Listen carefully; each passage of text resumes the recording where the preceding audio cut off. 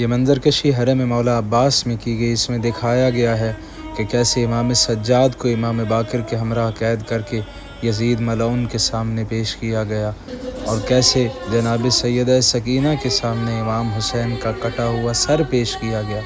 मलऊन सर हुसैन को लहराता हुआ बाप का सर बेटी के सामने लेके आया और कैसे सर हुसैन पे अपना मुँह रखे हुए शहजादी बैन करते हुए दुनिया से गुजर गए।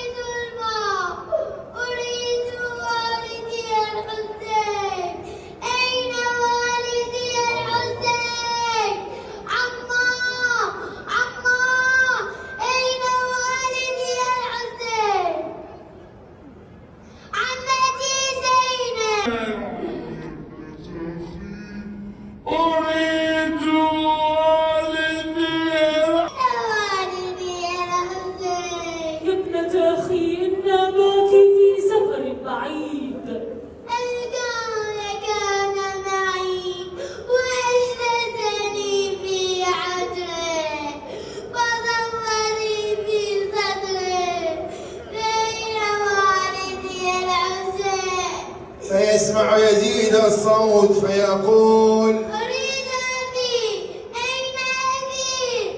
أريد أبي. ما هذا الضجيج؟ أريد أبي. ما هذا العويل؟ أريد أبي.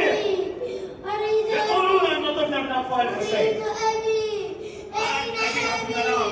أريد أبي الحسين. ماذا نحدث له يا أمير؟ أريد والدي. خذوا إليها رأس أبيها لكي تتصنع وتسكت. أين والدي الحسين؟ أريد الحسين.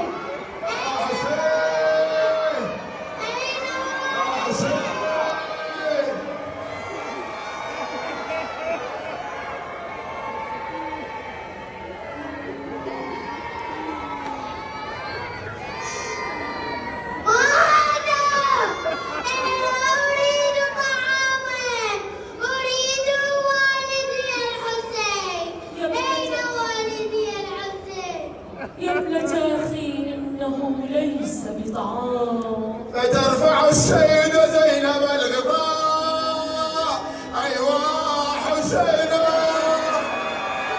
أيوا رضيتا، الإمام الحسين عليه السلام.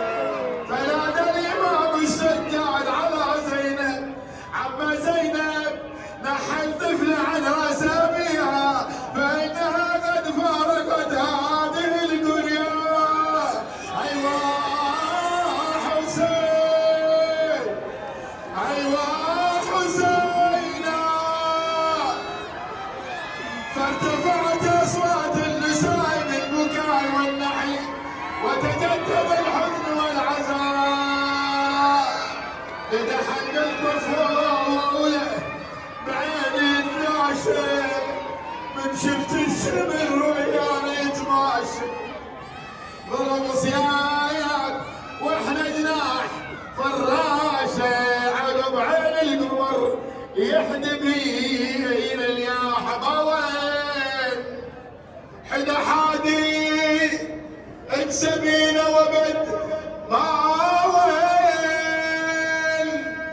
ومثل قلب الناس ما وين. تعالوا شوف زينب وين، تعالوا شوف زينب وين ما وين.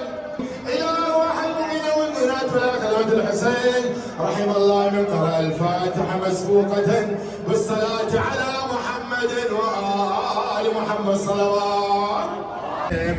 جريح به